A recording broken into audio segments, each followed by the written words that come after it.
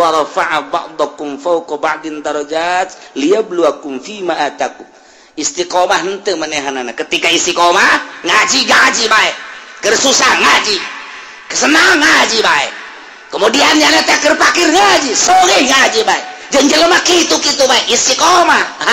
Berarti ieu mantep ieu dicobana ku Gusti Allah. Toat-toat bae. Dah keur teu boga mah pikiran zakat aing barang engget-engget ya ibadah gitu ngaran aya ta dunia ya zakat barang sugih jasa poho zakat iya belu aku masyaallah mentak fluktuatif ku Gusti Allah teh naik turun kadang orang dibere susah kadang sugih ieu perhatikeun ku Allah dicoba susah sia kos kitu ibadah sugih sia kos kitu ibadah kos kumaha coba yuk dicoba berbagai macam nu susah disugihkeun anu pinter anu bodoh dipinterkeun nu lain kiai dikiaikeun coba tah ieu lah nah kuari sehat keur sehat siap pohara jasa keur gering coba kumaha keur sehat kumaha keur gering kumaha keur ai keur sehat tilok Allah-Allahan ai keur gering Allah-Allahan malaikat peting malaikat berang-berang ya taqabuna silih ganti nu berang-berang nu peting-peting ka eta teh malaikat hafadzah ngaranna atawa sok disebut kiramul katibin malaikat pencatat tak eta malaikat pencatat teh moal pisah-pisah jeung urang kecuali tilu hiji ketika urang junub malaikat hafadzah atau kiramul katibin ngajauhan urang sebab kaambeuna angru awak urang mun urang junub mantak urang lamun hayang dibarengan sanajan urang kitu junub wudu urang gak masalah tuduh abeh malaikat tetep aya di urang nomor kedua ketika goid ketika urang ngising malaikat embungeun cek ena aing embung ka tempat bau-bau kos kitu cek malaikat lain parantina tuh aing mah embung nya nungguan di tukang di luar ke lamun urang geus beres ngisingna karak nomor katilu ketika urang jima jeung pamajikan nyana mundur sebab nyana membungeun kos kitu embung aing mah kos kitu mah urusan sia teh kos kitu mah beres ta eta malaikat bungeun. Nah disalian eta terus bae jeung urang naon bae dicatet tak ieu mentak istahyu cek Kangjeng Nabi sing isin maraneh kabeh ka malaikat nu aya digigireun maneh geus urang jaga lantaran nyana selalu nyatet ka urang sing isin ulah sok sataranjang sebab nyana embungeun ngabarengan urang sataranjang lamun aya jelema make carana pokek sakieu eta malaikat ngajauhan embungeun bung jaga naing menele-nele kos kitu tah teu hayang kontak mulai rapi tuh kan ya wala taksibu kullu nafsin illa 'alaiha jadi jelema anu ngalaksanakeun dosa kembali na kanyanakeun nyana musyrik yang nyana kafir yang nyana munafik yang nyana maksiat yang ولا تزر وزر أخرى ولا تزر وازرة وزر أخرى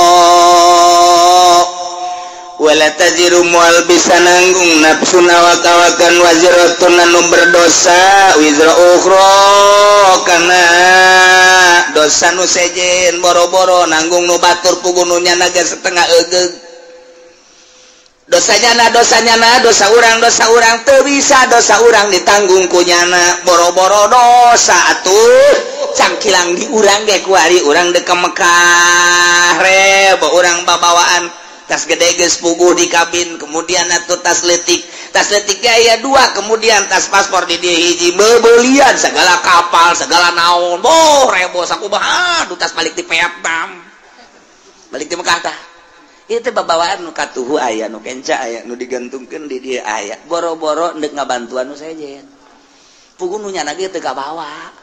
tak ieu keur carita babawaan di dunia teu bisa atau aya jelema manggul ini sakintal nu urang sakintal deui pangmanggulkeun deuk kumaha manggulna puguh aya ge sakintal teu kabawa kabeh sakana ieu aya keneu ditunda sia hayang dipangbawakeun teu bisa eta keur carita babawaan bekos kitu nah ieu di akhirat dosa urang ku urang dosa batur ku batur teu bisa dosa batur ditembelkeun ka urang dosa urang ditembelkeun ka batur teu bisa wala taziru teu bisa nanggung awak-awakan nu berdosa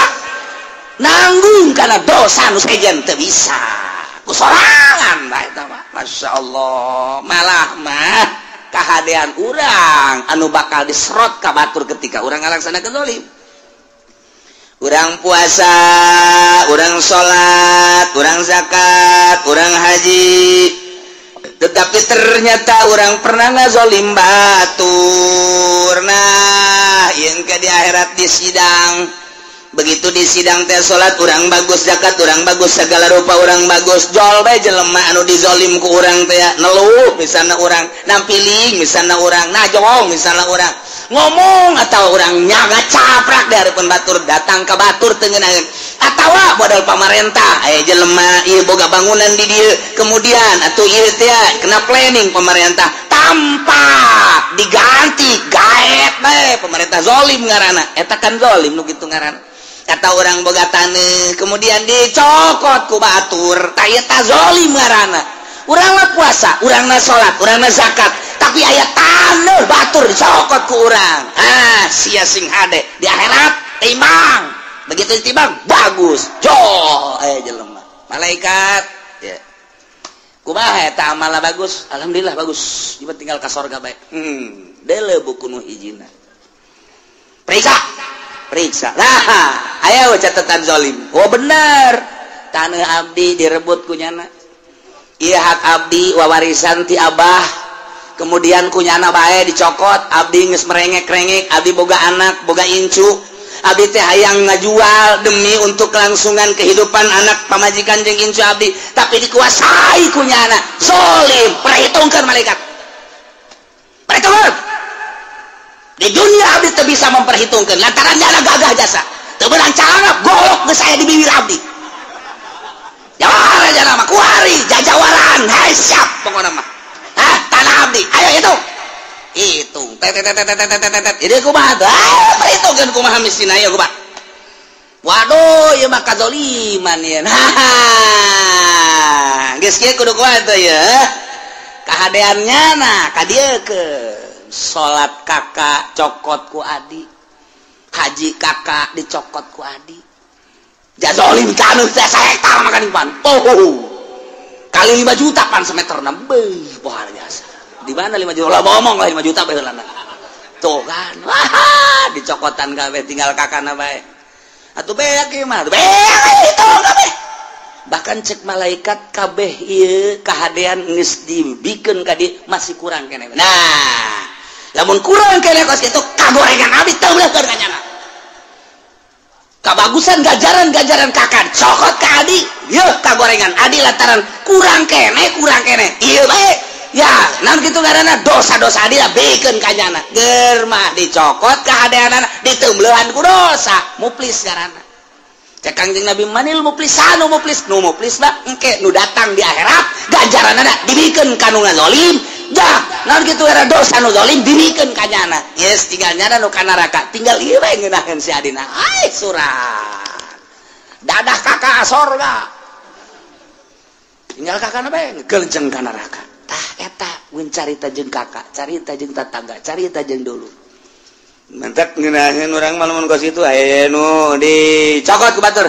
asal bisa mawana bae di akhirat sia ku aing geus beres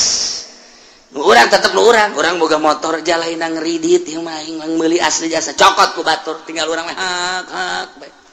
laporan ke polisi engkena bakalna waduh leungit embe kudu bayar ku sapi mah bakalna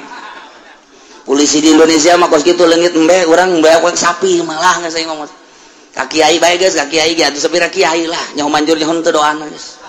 beres geus bae tu ngenangkeun pikiran bae geus geus sama kuang ge bae di akhirat nah engke di akhirat timbang malaikat poswan saya mana poswan saya hilang jam 3 tidak ada emang jam 3 jam 2 mah main bola keneh kula neuleuh si emang nonton main bola jam 3 beureun pamalinganna milu jeung kula main bola eta jeung kumaha ge milu nonton ya poswan heuh sendek lompat ka mana ayat catatanana di mana berdasarkan laporan malaikat kiramul katibin malaikat hafadzah nu malingna ieu ayat catatanana malam anu tanggal sekian tah ieu tah laporanana moal eta kan nyelesaikeun hiji ge angel lantaran nu dipaling nu dipaling motorna nu dipaling mobilna anu dipaling taneuhna anu dianiaya pada eta hiji bae ge angel da saurang narangtung mata poe ngan sadeupa sakieu masyaallah neuk teu kebal kumaha lila jasa urang geus kakejut bae ngegerahan maksudna deuk ka neraka lah pokona nu penting ieu gegerahan ge puguh ka neraka leuwih panas tah eta ayo geura tilet hiji jelema bae ge pohara jasa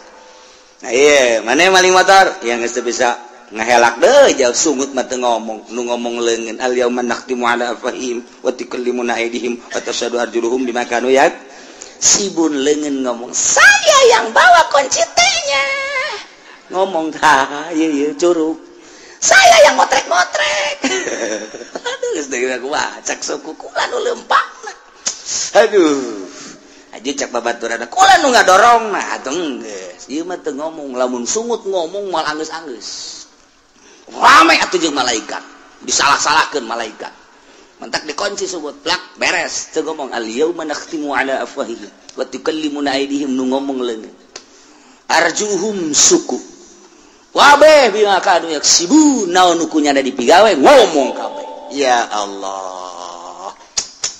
nah iyalah wala taziru wazratu wizra ukhra ha summa ila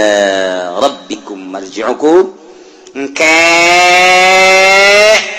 bakal babalik kabeh ke pangeran fayunabbiukum bima kuntum fihi takhtalifun Allah bakal ngabejer beaskeun ngajelaskeun kana naon nu ku aranjeun dipermasalahkeun diperdebatkeun kitu ikhtilafkeun dipacentraungkeun cak Yahudi pangeran teh Uzair cak Nasrani pangeran teh Isa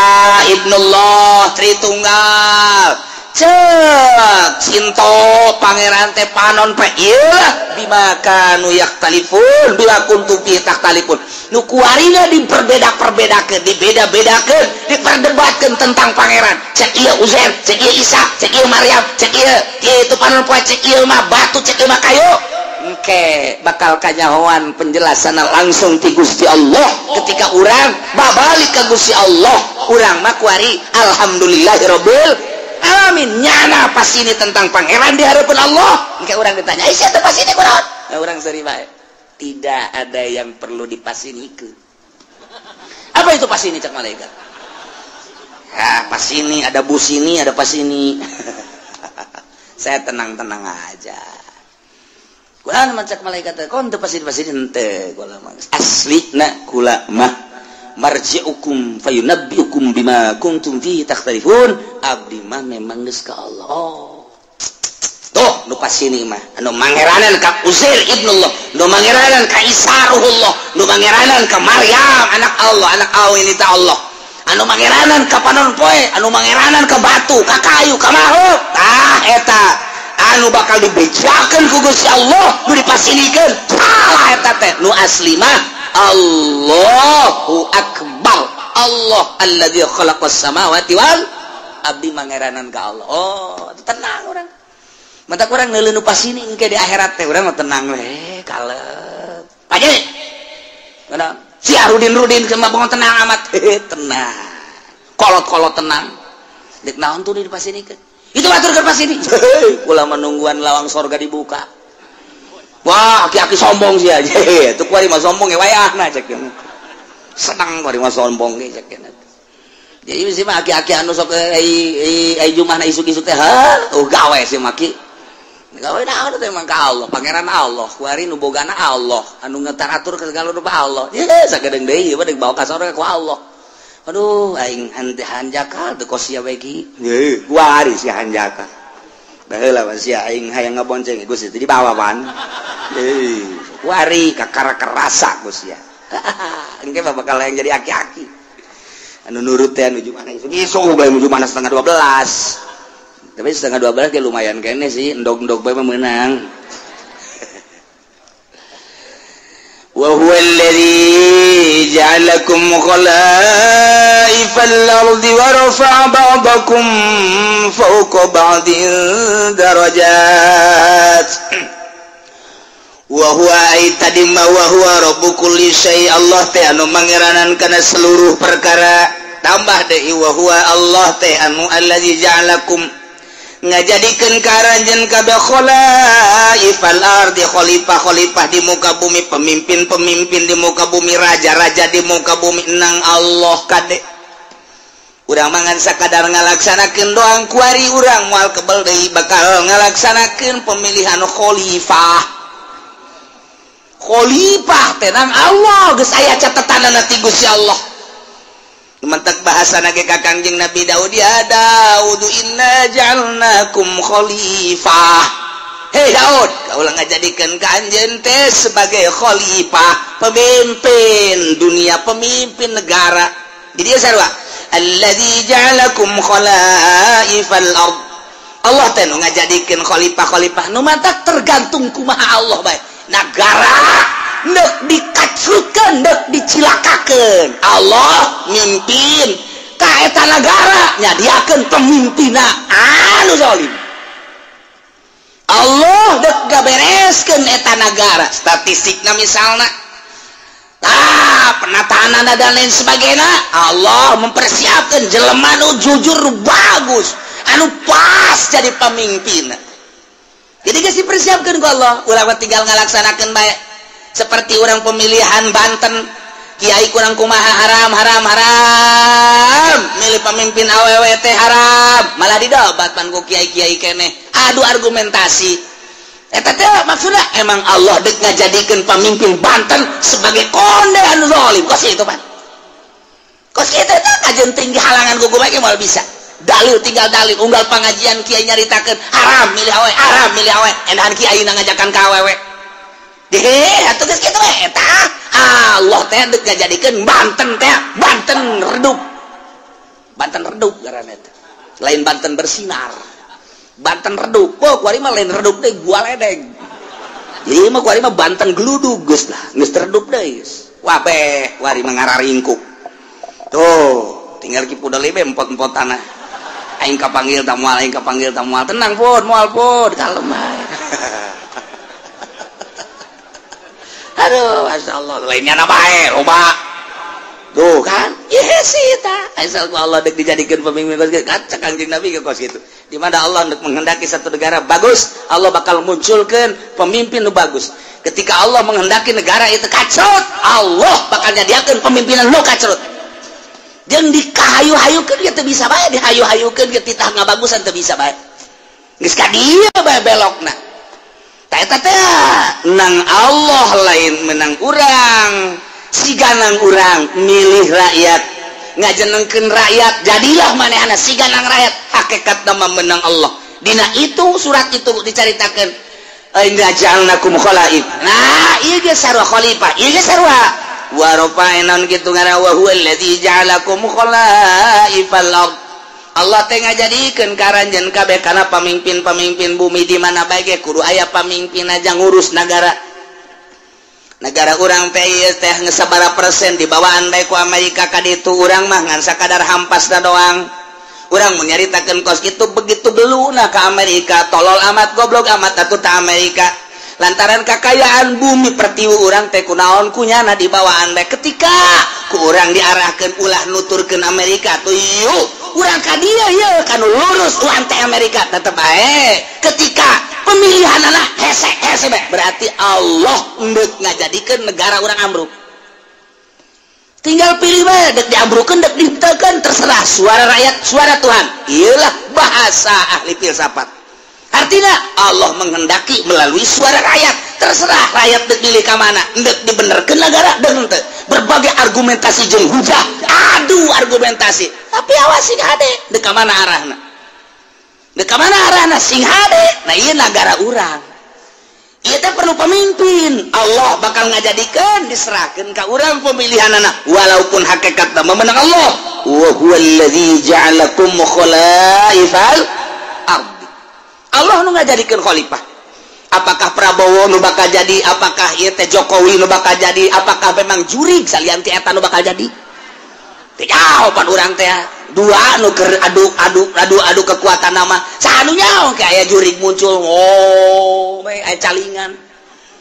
teh urang lamun anu pro Prabowo ngaistimewakeun Prabowo dalilna loba, urang anu milih Jokowi pro Jokowi dalilna loba. Hese kos kitu mah lantaran ngarasa boga kepentingan sina kabeh ka Jokowi lantaran nyana mah kepentinganna hana semet beuteung doang. Nyana teu memiliki negara Indonesia, aing mah penting mah hirup beuteung aing jembluk beres.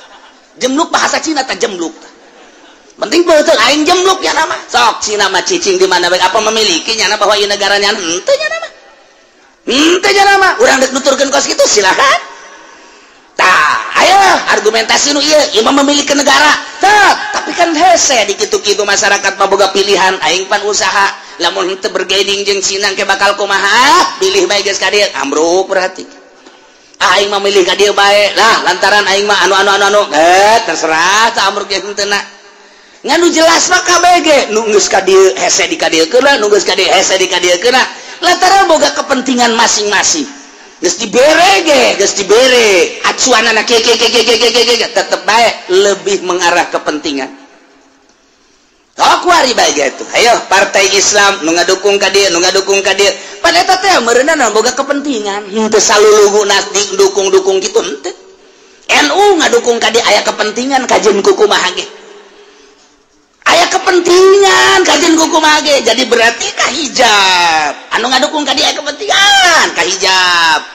Tai kepentingan-kepentingan ieulah anu ku urang deuk dibersihan teh dina ilmu thariqah mah mun deuk ibadah teman carita mun deuk ibadah satungtung aya kepentingan-kepentingan di luar Allah silaka eta teh nu hese ge nemandak ditanya Tuan Syabdul Qadir Tuan aya nu istimewa si kumaha ibadah istirahatkeun abdi pugu geus istirahat awak mah gampang tondo istirahat mata sare coli geus terlalu loba ngadengekeun kitu suara-suara istirahatkeun ku urang bisa sare bisa ka gunung bisa ka leuweung awak lantaran terus-terusan bae urang bekerja capek istirahatkeun ku urang mungkin istirahat di puncak di Indonesia mah di Bali misalnya ka Singapura misal istirahat gampang tah kos kitu mah cek Imam cek Tuan Syabdul Qadir haha istirahat kos kitu mah tama istirahat nihil. Nu hese kumaha Tuan? Nu hese mah ngaistirahatkeun pikiran. Pikiran diistirahatkeun tina gejolak dunia. Nu tatadina dunia bergejolak dina pikiran urang, tina sapeda hayang motor, tina motor hayang mobil, mobil ge hayang sababaraha macam istirahatkeun geura kos kitu teh buka tunda di dieu. Indah ge. Urang tatadina yang boga jabatan ti dieu hayang ka dieu ti dieu hayang ka dieu mun karyawan teh mah karyawan biasa hayang jadi personalia hayang jadi kitu wakil direktur jadi direktur istirahatkeun geula simpen di dieu tah sagala rupa istirahatkeun urusan duniawi istirahatkeun tah ka Allah keun hiji kumaha carana Tuan carana gampang nuku urang diangan-angan nuku urang dipikir-pikir soal dunia eta teh fana rusak bakal ditinggalkeun urang bakal ninggalkeun dah ima nyana ninggalkeun urang ti heula wa ima urang ninggalkeun ti heula nu jelas mah kabeh ge rusak disebutna fana masa sih urang ngudag-ngudag nu rusak nu bakal ditinggalkeun maningat ge urang ngudag-ngudag anu bako pikiran urang kanu maha bako Allah subhanahu wa ta'ala awalun bilam tidak wa akhirun bilam tiasa lempengkeun geura ka Gusti Allah angan-angan piceun timpen di dina tah istirahat eta nu hese mah istirahat mata mah reup hees istirahat ceuli mah gampang malah istirahat mata mah bari ngaji ge loba toel kuda sia ngaji istirahat aing obat mah nu kos kitu mah istirahat mata istirahat ceuli istirahat awak gampang cek Tuan Syekh Abdul Qadir nu hese istirahat angan-angan jeung pikiran lamun eta geus bisa diistirahatkeun tek ketika ayana naon aing keur istirahat ti kos kitu ayalah tawaran jabatan teu aing keur istirahat aya tawaran awewe teu jore tapi aya ke harapannya eta tolol teu goblok istirahat setengah-setengah tahu istirahat Masya Allah urang lamun geus bisa ngaistirahatkeun kos kitu mata hate ka Allah akhrij hubad dunya min qalbika fa inni la ajma'u hubbi wa hubad dunya fi qalbin wahid kaluarkeun dira hubud dunya dina hate lantaran cek Gusti Allah aing moal ngahijikeun hubud dunya jeung hubbu ka aing di hiji hate kaluarkeun nu mantap diibaratkeun ieu teh awak teh okos kitu non ngaranna okos belantara urang lempang ninggalkeun belantara serut geus ketinggalan ta dunia hiji keur ngahareupan akhirat kuari urang aya di ranah akhirat ternyata ranah akhirat ge masih kena hijab kene tinggalkeun teu kanyunieun akhirat geus ninggalkeun dunia ninggalkeun akhirat kuari urang kanu nyieun dunia jeung akhirat Allah mun geus kadinya indah jasa eueuh kabungahan kecuali bareng jeung Allah eueuh kasenangan kecuali bareng jeung Allah kieu bae sih kuari kieu urang lempang babarengan jeung nu boga pabrik egel waduh egle geus kuari bae egle geus urang babarengan jeung nu boga di pasir teh pabrik naon garang-garana Gajah Tunggal urang ka Jakarta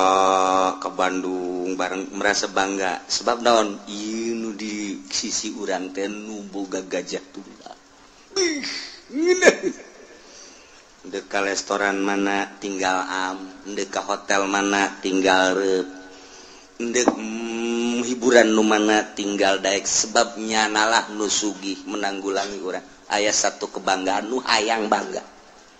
woi pohara jasa atau urang babarengan jeung nu boga lipo boh dunia san urang bae kabeh ngontrak aing doang pohara jasa eta keur carita dunia bae urang nu hobi jabatan gila jabatan bareng urang jeung bupati satu kebanggaan kiai nu babarengan jeung bupati teh ngarokona ge geus lain kan wah eta jenama overdosis eta overload aduh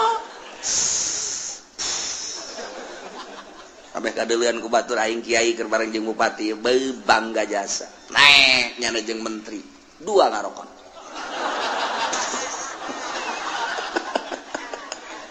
pohara jasa komo jeung presiden mah nyana lamun naik mobil jeung presiden SBY misalna hulu nonghol dek katabrak henteu pokona mah geus kitu bae eta mah satu kebanggaan atuh cak polisi ge we ieu geus make nguing-nguing ieu make patpal geus kudu kitu teu ya patpal mah aing mah kana kadeuleum tolol teh pancen we eta da satu kebanggaan turun teh beung jeung presiden eta dunia teh mah urang mah kuari bangga jeung nu nyieun langit bumi katutna jeung Allah masyaallah karim anu sugih papadana anu gagah papadana beunghar papadana anu sagala-galana tandingna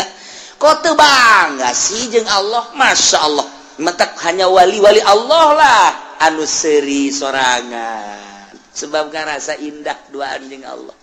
senyum sorangan bunga jeung Allah batur mah boga mobil riweuh rusak kudu ka bengkel bensinan tetap sekirus Lexus tinggal Lexus baby band tinggal baby mogok bae kajen kukuman tapi urang mah jeung Allah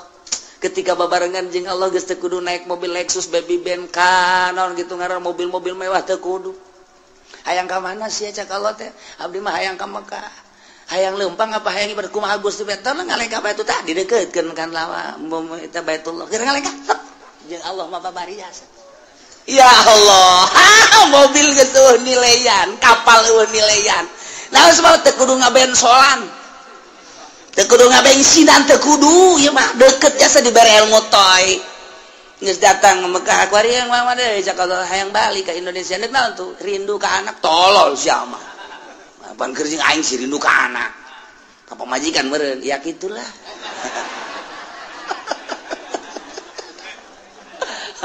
dek jalan mana tuh cek Allah teh seakan-akan gitu dek jalan luhur cara manuk dek jalan handap sapakala cara Syekh Mansur atawa dek jalan biasa bae darat nyangakeun we kumaha Gusti bae ajar darat batu perem deukeutkeun teh leka tek datang perlu mobil oge teu kapal teu perlu jeung Allah bae lamun geus urang deket jeung Allah teh eta lelengkahan dek ka mana bae ge masyaallah karim ini sama gilir ge geus kudu make mobil gilir kana kolot kana ngora aduh mantep jasa geus cek nu kolot isi juri tah lain bagian di aing aya di aing ya keneh teh cek nu ngora kitu keneh ieu mah jurig beureung gajen kuku mah ge janjana kadang aya kadang eueuh wah maka jangan kuku mah ge aya mbah jamrongan ieu mah cenah mah ayo geus deket jeung Allah mah geuna jas masyaallah karim lamun Tuhan Abdul Qadir buka jeung muridna aya 40 di ditu aya bisa kos kitu teh ieu Gusti bahasa gala-galana ya Allah tinggal urang kadeukeutkeun Allah deket jeung Allah miceunnan dunia tah nah mata cek tadi ge istirahat mata gampang istirahat seuli gampang istirahat awak mudah nihil tah kos kitu mah istirahat angan-angan jeung pikiran nu lain ka Allah istirahatkeun mun eta geus bisa mantep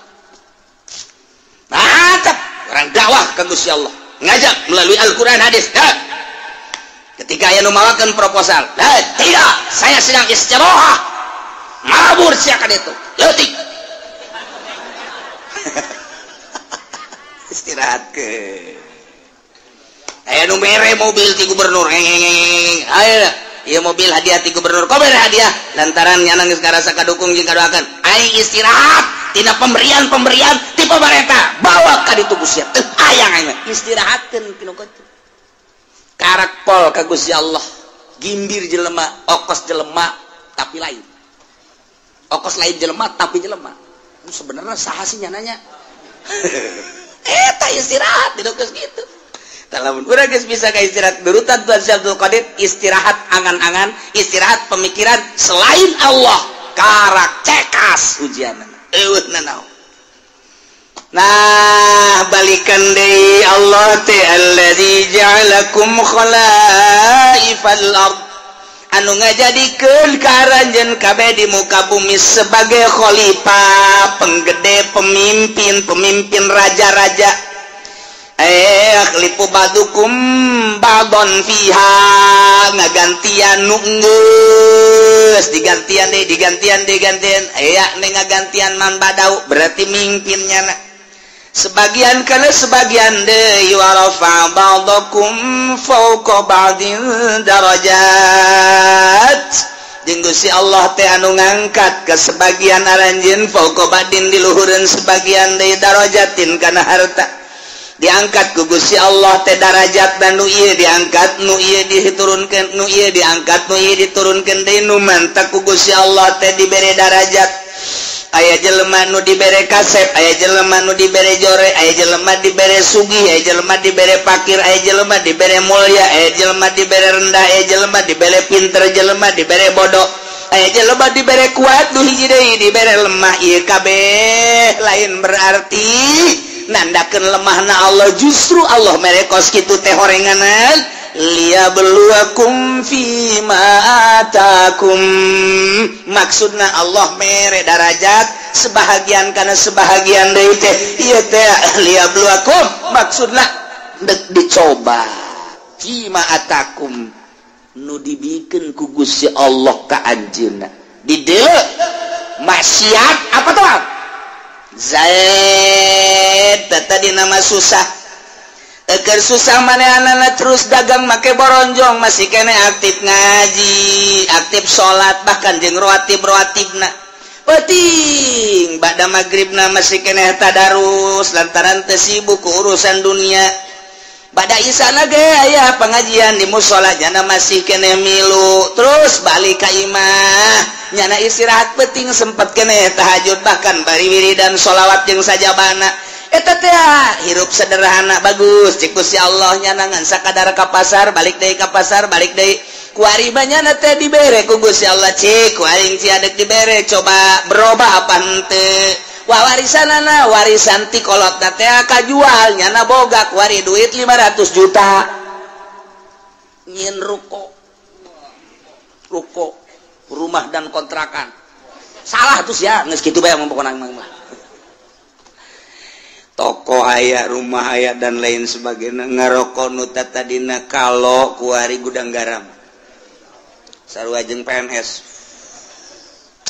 gudang garam ge ganti Samsu kurang mantep lisong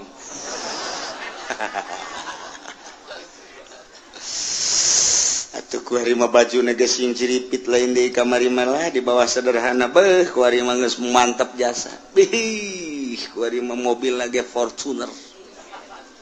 500 juta tuh pohara jasa geus kajieun ruko jeung boga mobilnya ngadean imah kotrek aya beh pohara jasa kakembangan di sisi mana aya segala rupa yang geus 500 juta ditanya geus dilok nembalan kuat dah nanya paling gain dibere hatena geus juare geus julid hatena geus julid ustad Pajaid ke mana bae pantai ulah ngomong atuh ngaji mah ngaji bae gua kawan disampaikan ngizin kon mesti lo ngaji masalah nanya lo ngaji malaikat anu sok nulisan tahajud geus istirahah kuari cek malaikat aing teu nulis tahajudnya anda ieu ka pasar geus ganti pan kuari geus henteu waduh Jumat adzan karak datang bahkan kadang-kadang di jalan kene kagok teu Jumat. Waduh, geus kuari mulai salat dan bergaul jeung nu leutik teh. Kuari mah masyaallah kan nelayan. Dahar ka Jati kan nelayan. Ditanya kok siapa ka Jati bae sih? Ngeunaheun aing pelayana pingpingna parutih. Nu di imah leteng hideung. Aduh geus boa mulai geus. Kadang-kadang pan dipencetan gitu kan ngeunaheun urang mah dahar dipencetan gitu. Di imah bapak hayang cai baik nyokot bae sih kok sebegeleungeun engka dadengekeun asana kaceuli kuari wae geus jadi raja kuang-kuang berubah berarti tadi susah taat barang sugih asin maksiat berubah liyabluwakum masyaallah dicoba ku Gusti Allah kamari mah menggebu jasa ketika manehanana hayang dipilih jadi caleg andai kata kaula jadi caleg jalan ieu kukula diperjuangkeun ieulah sarana agama ieulah sarana pendidikan bakal diperjuangkeun ku ari jadi caleg kapan ge henteu teh caleg teh ku galedeg kitu teh caleg dicoba liya beluakum ngeuk dicoba ya kamari mah kerja di santri kene masyaallah nya teh masyarakat luar biasa ih indah jasa kadeuleunan mah jasa dahar ge pohara jasa lah ditetep doang di luhurna lauk tembang beuh mantep kadeuleunan sakitu jeung tembang doang ge jeung jengkol bae jeung aya bae cabe dirinya dirames di dieu sambelna ge henteu digocoden teu geus langsung bae nya mah ieu tah multidimensi sungut teh nya bari nyambel di dieu bae geus tapi barang tas daharna waduh kesangan nuduha kaburu ngaji kaburu salat kaburu jeung masyarakat jeung babaturan ngan keur susah barang jadi kiai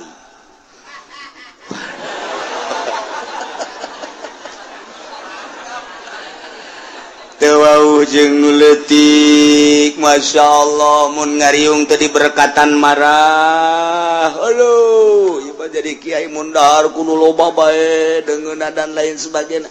wacak Allah ditambahan predikat kiai kok jadi kos kieu jadi takabur endahan iring-iringan jeung camat jeung bupati teu puguh nu diperjuangkeunana iring-iringan nu kos karait oh liyabluwakum dicoba berbagai macam nu susah disugihkeun anu pinter anu bodoh dipinterkeun nu lain kiai dikiaikeun coba tah ieulah wa rafa'a ba'dakum fawqa ba'din darajat liyabluwakum fima atakum istiqomah henteu manehanana ketika istiqomah ngaji bae keur susah ngaji kesenang ngaji bae kemudian nya teh keur pakir ngaji sore ngaji bae jeung jelema kitu-kitu bae istiqomah berarti ieu mantep ieu dicobana ku Gusti Allah toat bae dah keur teu boga mah pikiran zakat aing barang engget-engget ya ibadah kitu ngaran aya ta dunia ya zakat barang sugih jasa poho zakat liyabluwakum masyaallah mentak fluktuatif ku Gusti Allah teh naik turun kadang orang diberes susah kadang orang diberes susah kadang sugih ieu diperhatikeun ku Allah dicoba susah sia kos kitu ibadah sugih sia kos kitu ibadah kos kumaha coba yuk